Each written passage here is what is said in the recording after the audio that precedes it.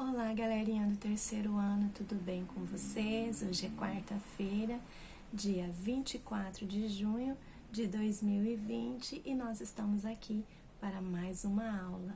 É isso aí, espero que vocês tenham gostado da leitura Deleite de hoje, falando da historinha da borboleta Lilica e o grilo Cri-Cri, onde nós pudemos até relembrar um pouquinho da nossa aula sobre a metamorfose, não é mesmo?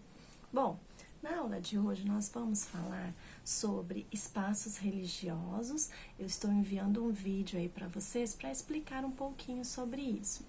Bom, os espaços religiosos, eles são construções que são consagradas a uma determinada fé.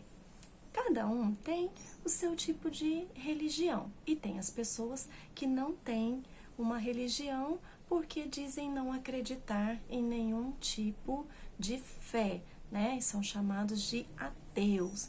Mas tem as pessoas que têm a sua religiosidade e existem esses espaços. Muitas vezes, quem tem uma religião, às vezes, discorda de alguma visão de outro espaço religioso. Mas o que é que nós temos que aprender sempre? Que nós temos que respeitar a opinião e a fé de cada um. Então, o objetivo da aula não é dizer qual religião é certa, porque nós não podemos fazer isso em momento nenhum. E nós temos sempre que aprender a respeitar e conhecer um pouquinho para que a gente entenda quando as pessoas tocarem no assunto conosco, não é verdade?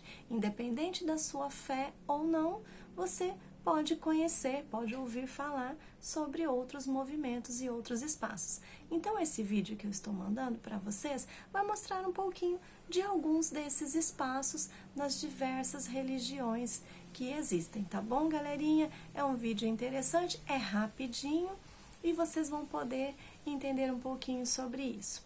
E aí, então, nós vamos fazer atividades do nosso livro de História, das páginas 36 a 40. Nós vamos falar sobre as migrações humanas. Isso mesmo. Vamos conhecer mais um pouquinho sobre esse processo onde as pessoas saem de um país para o outro ou de uma região para outra e o que será que acontece. E aí nós vamos lembrar um pouquinho do início da história, onde existia uma época em que as pessoas não tinham uma residência fixa. Elas ficavam mudando de lugar para um lugar para o outro, de um lugar para o outro, e eram chamados de nômades. Isso mesmo. Mas com o passar do tempo, com as dificuldades, as pessoas começaram a se fixar em um lugar, começaram a plantar, a cultivar ali os seus alimentos, os seus animaizinhos, para que pudessem ter uma alimentação. E com isso, passaram a ter uma residência fixa, que foi chamado de sedentarismo, né? Os sedentários. Então, galera, vocês vão poder ouvir sobre isso se vocês pesquisarem, ou vocês vão fazer aqui a leitura de vocês aqui nessa página 38, vai mostrar um mapinha, vai mostrar algumas situações e é bem interessante essa aula, onde vocês vão poder conhecer mais sobre isso, sobre como eram os nômades e como que isso mudou, né, durante o tempo. E vai falar um pouquinho sobre o que é a migração. A palavra migração, ela vem do latim migro, que significa ir de um lugar para o outro. Geralmente, as pessoas falam que isso acontece de uma região para outra. Alguns teóricos também dizem que a migração envolve o processo de imigração e de emigração. Então, são muitos conceitos, eu sei muita coisa, mas a gente vai conversando sobre isso e na atividade vai ficar bem interessante. Quando eu falo em imigração, imigração vem do latim imigratus, que significa se mudar para. Então, fala assim, ó, chegou. Então, ou seja, né, chegou em um outro país, em um outro lugar. E a emigração, que vem do latim emigratus, que significa se afastar, é o processo inverso, quando a pessoa vai para um outro lugar, é um movimento de saída.